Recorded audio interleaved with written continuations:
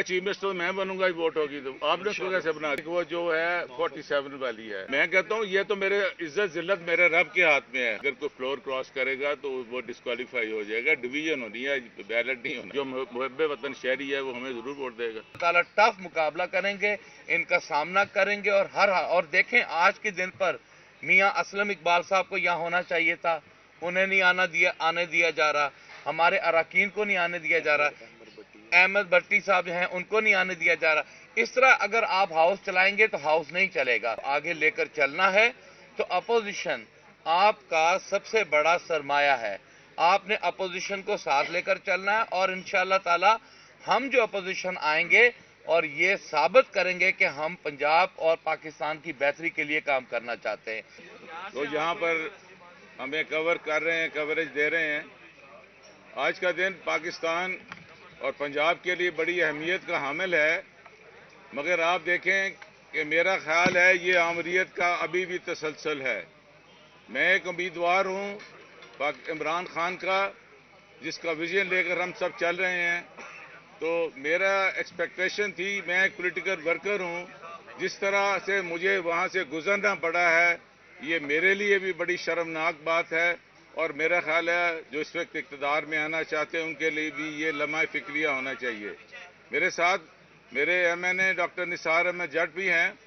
हम यहाँ पर आए हैं, हम चाहते हैं कि इन सब नामसाइद हालात के बावजूद हम इस जमहूरियत जो मैनेज्ड और मैनूवर्ड डेमोक्रेसी है इसको हम आगे लेकर चल सकें और हमें कानून और आइन के मुताबिक हमें जो है वो इंसाफ मिलना चाहिए और हम चलें।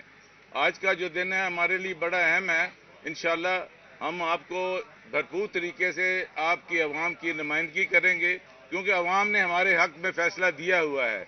अगर आज अल्लाह करे हमारे ओवरसीज़ वोटर्स का भी होता तो इनको अंदाज़ा हो जाता कि ये कहाँ पर खड़े हैं।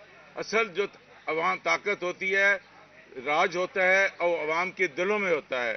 मैं गुजारिश करूंगा, क्योंकि हमने इस इजलास के बाद भी बात करनी है, मैं चाहूँगा कि डॉक्टर निसार साहब जो आज आए हैं, जिन्होंने साबिक वज़ीर दाखिला को यहाँ पंजाब से बेदखल किया है, ये भी बात करें। जी बहुत बहुत शुक्रिया आपका जी।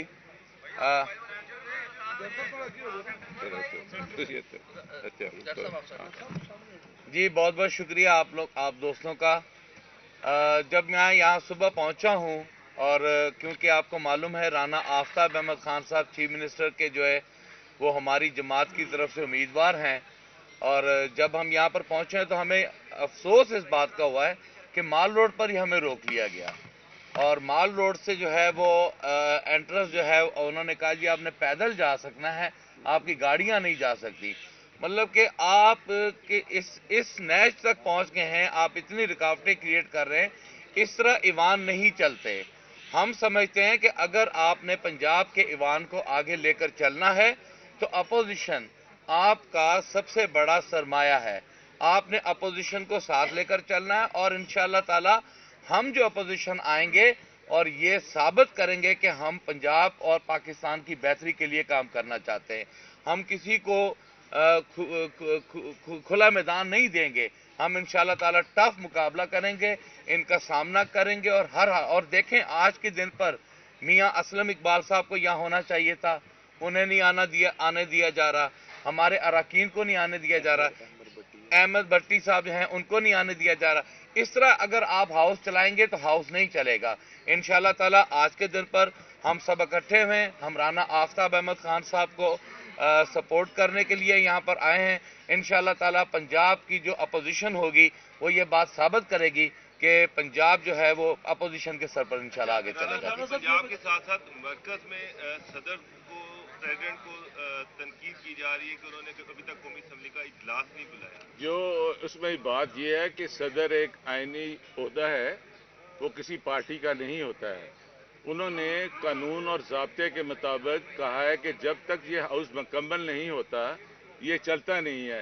यही मेरा पॉइंट ऑफ ऑर्डर पहले दिन पे था कि अगर ये हाउस मुकम्मल नहीं है, आप इसी पे ले लें कि अगर कोई मेंबर रिजर्व सीट्स में आके कह देता है कि मैं तो उम्मीदवार था तो आपने कैसे ये कर लिया है, तो सारा जो है ना अंडर प्रोटेस्ट हमने ये इसमें शामिल हुए हैं और ये I think we'll have to go to the court of law also for dispensation of justice اور اس کو لیگل کرنے کے لیے. رانا صاحب یہ بتائیں, رانا صاحب نے کہا اپوزیشن کے ساتھ جو ہے ایک ریلیشن کا اور اس کے بغیر کام نہیں چلتا, تو پہلے بھی تو مرکز اور پنجاب میں آپ اپوزیشن کے بغیر چلاتے رہے ہیں, ریلیشن سیاسی انتقام بھی ہوا, تو اس پہ آپ فیوچر میں کیا نہیں دیکھیں, سیاسی انتقام ختم ہونا چاہیے. یہ ڈاکٹر صاحب تو نہیں بتا سکتے تھے جن نامساعد حالات میں انہوں نے الیکشن لڑا ہے کہ ان پر ہر روز نیا مقدمہ کیا جاتا تھا.